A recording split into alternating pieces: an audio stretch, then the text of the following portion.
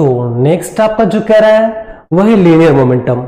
अब linear momentum क्या होता है? तो लीनियर मोमेंटम भी आपका फर्स्ट लॉ के अकॉर्डिंग ही आता है, जिसे बोला जाता है the product of mass and its velocity is known as a momentum. Momentum को p से रिप्रेजेंट किया जाता है, जो कि एक वेक्टर क्वांटिटी होती है। अगर इसको देखा जाए तो इसका जो SI यूनिट होगा वो क्या होगा? m फॉर मीटर, m पर क्या होता है, सॉरी m पर क्या होता है? मास होता है। मास का SI यूनिट क्या होता है? किलोग्राम। और v फॉर होता है वेलोसिटी, और वेलोसिटी का जो SI यूनिट होता है वो होता है मीटर पर सेकेंड होता है। ठीक है, तो मोमेंटम का जो SI यूनिट निकल के आता है वो आता है किलोग्राम मीटर पर सेकेंड आता है। ठीक है, इसका क्या आता है? किलोग्राम मीटर पर सेकेंड इसका SI यूनिट आता है। फॉर्मूले की बात किया जाए तो मोमेंटम का फॉर्मूला होता है P equals to m b, जहां पे m मास है और v क्या आपका वेलोसिटी, जहां पे m क्या है? मास है और v क्या है? वेलोसिटी। ठीक है, फिर से बात करते हैं व्हाट इज लीनियर मोमेंटम। तो linear momentum is it is defined as the product of mass and its velocity is known as the linear momentum which is which quantity which is the vector quantity. Vector quantity क्या होता है? तो vector quantity ऐसी quantity जिसमें आपको direction भी पता हो और साथ में आपको मैग्नीट्यूड भी पता हो। यानी अगर आप P को अगर आप ऐसे ही दिखा देते हो दैट मीन्स इसके पास डायरेक्शन भी है और इसके पास क्या है? मैग्नीट्यूड भी है। मैग्नीट्यूड का मतलब क्या होता है? Strength of the body. Magnitude means what? Magnitude means strength of the any body is known as a magnitude, है ना। Direction, you know what is direction. Next P equals to क्या होता है? MB आपका ये फॉर्मूला होता है। इसलिए बहुत यूजफुल फॉर्मूला है जो आपको क्या होता है? काम आएगा, है ना।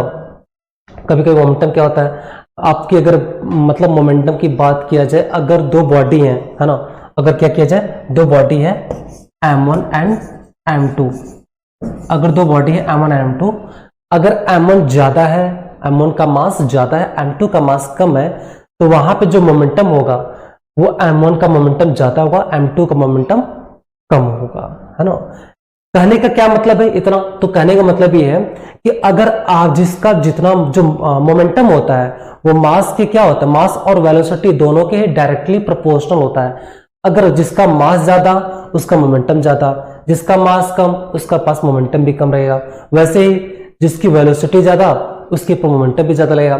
जैसे आपसे बोला जाता है कि एक आप किसी हाइट से एक 100 ग्राम का मतलब क्या बोलते हैं, 100 ग्राम का टुकड़ा फेंको और 1 केजी का टुकड़ा फेंको, या फिर कहा जाए कि मैं आपको 100 ग्राम के पत्थर से खींच के मारूं और 1 केजी के पत्थर से खींच के मारूं, तो आपको चोट किससे ज्यादा लगेगा? तो आप कहोगे 1 केजी पत्थर। क्यों? क्योंकि उसका मोमेंटम क्या होगा? ज्यादा होगा। उसका मोमेंटम क्या होगा?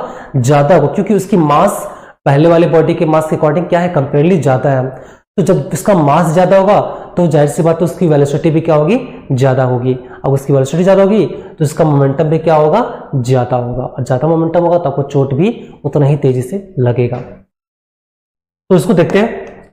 If two bodies of masses m1 and m2, जहां पे m1 क्या है? m2 से ज्यादा है, moving with the same velocity, अगर उनका वेलोसिटी क्या है? सेम है, तब की कंडीशन है। अगर वेलोसिटी सेम है तो if P1 and P2 are there momentum then P1 upon P2 equals to M1 upon M2, यानी जो दोनों का मोमेंटम होगा, दोनों के मास के आपस में दोनों का जो मास होगा उससे क्या होगा? बराबर होगा। तो इसलिए हम कह सकते हैं momentum of a body is directly proportional to the mass of the body, यानी जो मोमेंटम होता है किसी बॉडी का, जो मोमेंटम होगा वो उसके मास के क्या होगा? डायरेक्टली प्रोपोर्शनल होगा। अब डायरेक्टली प्रोपोर्शनल का मतलब होता है, डायरेक्टली प्रोपोर्शनल मतलब होता है ये, इसको डायरेक्टली प्रोपोर्शनल बोलते हैं। ठीक है, इसको क्या बोलते हैं? Directly proportional. और जो मोमेंटम होता है वो वेलोसिटी के भी क्या होता है? डायरेक्टली प्रोपोर्शनल होता है। यानी अगर मोमेंटम बढ़ेगा, सॉरी अगर मास बढ़ा तो मोमेंटम भी ज्यादा, या वेलोसिटी ज्यादा तब भी मोमेंटम क्या होगा? ज्यादा। अगर किसी बॉडी का मास कम तो मोमेंटम भी क्या होगा? कम होगा। अगर वेलोसिटी कम तो उसका मोमेंटम भी क्या होगा? कम ही होगा। आज समझ। अगर उस दोनों बॉडी का क्या बोलते हैं मतलब मास भी डिफरेंट रहा, वेलोसिटी भी डिफरेंट रहा, तो जाहिर सी बात है दोनों का मोमेंटम भी क्या रहेगा? डिफरेंट रहेगा। ठीक है, ये कंडीशन है।